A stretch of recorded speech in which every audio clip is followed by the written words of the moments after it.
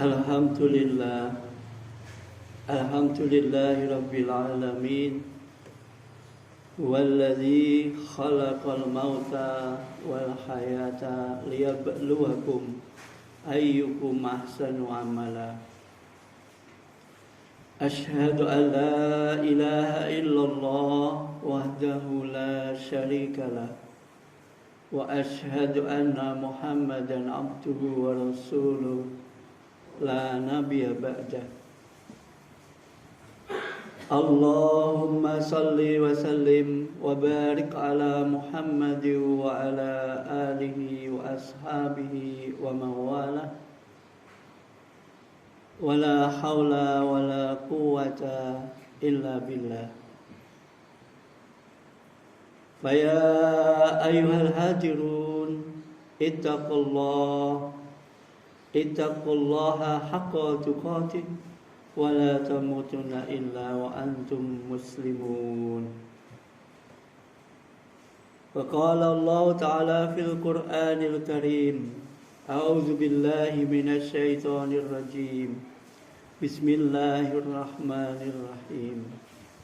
Wala nabluwannakum bisyai'im minal khawfi wal ju'i wa naqsim minal amwali wal anfus was samarat wa bassiris sabirin.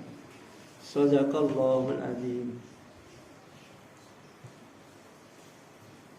Hadirin jamaah salat Jumat yang dimuliakan Allah, alhamdulillah, bersyukur kita karena limpahan rahmat dan karunia Allah yang tiada terkira. Pada siang yang berbahagia ini, kita bisa menundukkan hati, jiwa dan raga kita untuk mentaati perintahnya.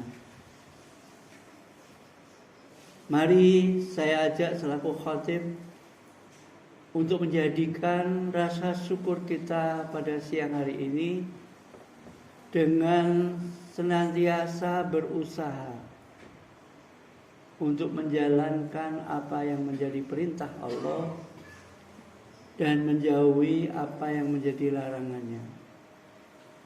Insya Allah, jika dalam hidup kita ini senantiasa semangatnya di dalam ketaatan kepada Allah, maka bolehlah kita berharap mendapatkan kesejahteraan di dunia sampai di akhirat kelak. Tetapi jika hidup kita disibukkan oleh urusan-urusan sehingga melalaikan ketaatan kita kepada Allah, bagaimana mungkin kita akan bisa menggapai kesejahteraan di dunia? Belum tentu, apalagi nanti di akhirat. Hadirin yang berbahagia, kadang kita menganggap kalau hidup kita ini sudah mapan, sudah enak, rezeki senantiasa tersedia, kita menganggap hidup kita ini sudah beres, tidak ada ujian lagi dari Allah. Padahal hidup ini yang Allah karuniakan kepada kita, itu semua adalah bentuk ujian kepada kita. Sehingga tadi kita sampaikan di dalam surat Al-Mulk bahwa Allah menjadikan hidup dan mati kita ini pun sebagai ujian. Alladzi khalaqal mauta wal hayata liyabluwakum, untuk menguji kamu. Maka kadang kita merasa bahwa ketika kita sedang banyak masalah, ditimpa kemiskinan, datang sakit, baru kita mengatakan itu ujian. Tetapi sebenarnya semua yang Allah karuniakan, entah itu berupa musibah atau kenikmatan, itu semuanya adalah ujian. Wa balauna bi ahsanin, dan kami juga menguji kalian dengan kebaikan. Maka kekayaan itu juga ujian, kemiskinan juga ujian.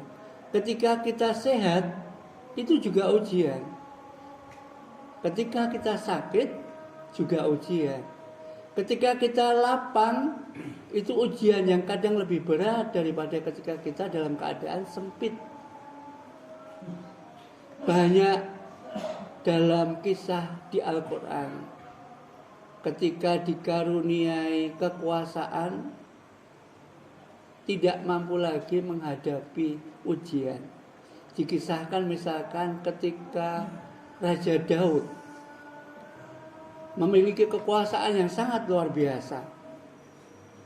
Maka ketika Raja Daud ini hendak memperistri yang ke-100, dikisahkan dalam Al-Quran, maka yang ke-100 ini harus menyalahi hak orang lain. Sehingga ketika ada orang yang ketika itu diutus berperang, kemudian tidak ada kabar dari suaminya, maka istrinya diperistri oleh Raja Daud. Maka Allah langsung mengutus 2 orang malaikat datang kepada Raja Daud yang mengatakan, kami perlu konsultasi. Saudara kami ini punya 99 kambing. Saya hanya punya 1 kambing. Tetapi saudara saya ini meminta kambing saya untuk menjadi miliknya. Maka ketika itu Raja Daud sadar, ini bukan untuk 2 orang ini, tapi sebenarnya ini untuk sindiran untuk saya. Maka ketika itu Raja Daud baru tersadar, kemudian dia bertobat, beribadah, sampai ketika dalam ibadahnya itu tidak ada yang tahu kalau dia itu meninggal, kecuali ketika tongkatnya itu dimakan oleh raya. Demikian juga Nabi Sulaiman. Nabi Sulaiman diceritakan dia punya kekuasaan, bahkan kekuasaannya meliputi hewan, jin, angin, semua makhluk ini bisa dikuasai oleh Raja Sulaiman. Tetapi ketika suatu hari itu Raja Sulaiman ini memperhatikan kuda-kudanya yang sangat baik. Karena saking asiknya memperhatikan kuda-kuda yang sangat baik itu, ia lupa untuk ingat kepada Allah. Kemudian diingatkan oleh Allah. Sehingga bahkan ketika Raja Sulaiman bisa mengutuk Raja Iblis yang kita sebut jin Ifrit, kemudian ada seorang alim yang dia bisa memindahkan kerajaan Ratu Balkis hanya dalam sekejapan mata. Maka apa yang dikatakan oleh Sulaiman ketika itu di dalam surat An-Naml ayat yang ke-40, Raja Sulaiman mengatakan, hadza min fadli rabbi liyabluwani a'askur am akfur. Ini semua karunia dari Tuhanku untuk mengujiku apakah aku itu sebagai orang yang syukur atau orang yang kufur. Hadirin yang berbahagia, semua orang pasti akan diuji oleh Allah. Baik ujian itu berupa kebahagiaan, kesuksesan, jabatan, kekuasaan, kekayaan, ataupun ujian yang berupa musibah, sakit, kemiskinan, banyak hutang. Lalu bagaimana kita menjadi orang yang sukses dalam ujian? Maka orang yang sukses dalam ujian dikatakan oleh Ibnu Athaillah As-Sakandari, seorang ulama sufi, mengatakan, jika musibah itu justru mendekatkanmu kepada Allah, maka itu bukan musibah, itu kenikmatan. Tetapi jika kenikmatan itu menjadikan kamu lupa kepada Allah, maka itulah yang sebenarnya musibah. Hadirin yang berbahagia rahimakumullah, tidak ada ujian yang lebih berat kecuali para nabi dan rasul. Tetapi hampir semua dikisahkan oleh Allah, semua ujian baik itu kebahagiaan, kesusahan, kekayaan, kekuasaan ataupun kemiskinan, sakit, semua itu justru menjadikan nabi dan rasul itu semakin dekat kepada Allah. Ketika Nabi Ayub, anaknya meninggal semua, hewan ternaknya mati semua. Bahkan tidak ada penyakit yang lebih berat yang diberikan Allah kecuali kepada Nabi Ayub. Tetapi ketika semua nikmatnya diambil oleh Allah, Nabi Ayub justru semakin dekat kepada Allah.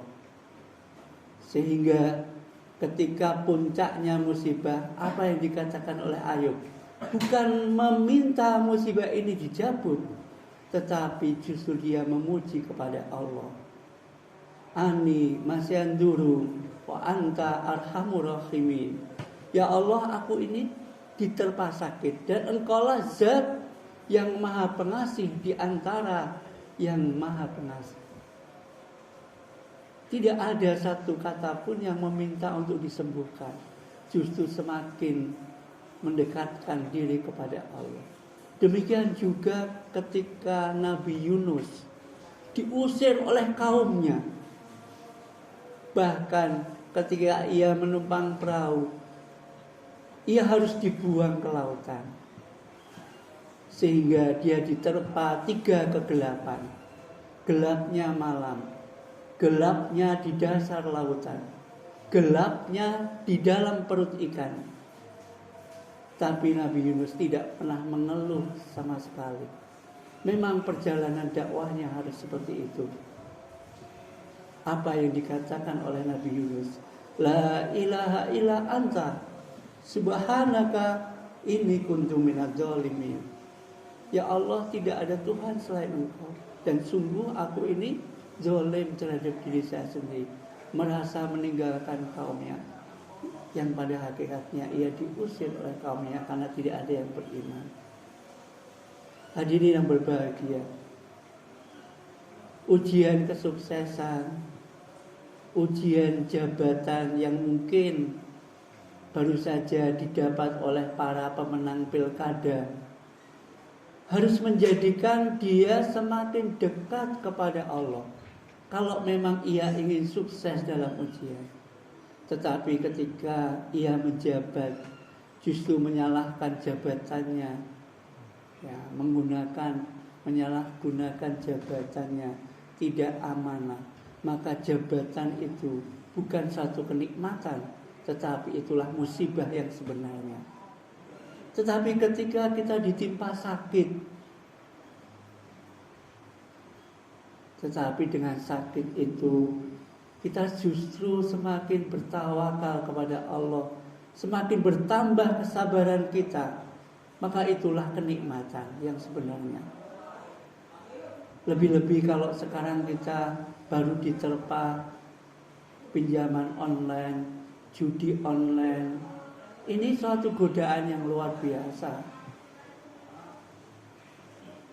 Kalau adanya marak dengan hal-hal yang seperti itu, bukan justru kita semakin mengasingkan diri, tapi semakin kita dekat kepada Allah, semakin taat kita, sehingga kita bisa memilahkan mana yang baik, mana yang tidak baik.